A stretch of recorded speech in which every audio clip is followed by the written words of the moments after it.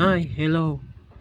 Kumusta po tayo lahat? Nandito po ako para gumawa ng aking video na ulat panahon ngayong linggo.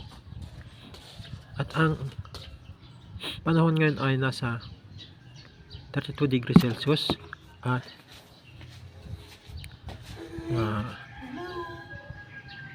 walang oras kilometro per hour ang hangin.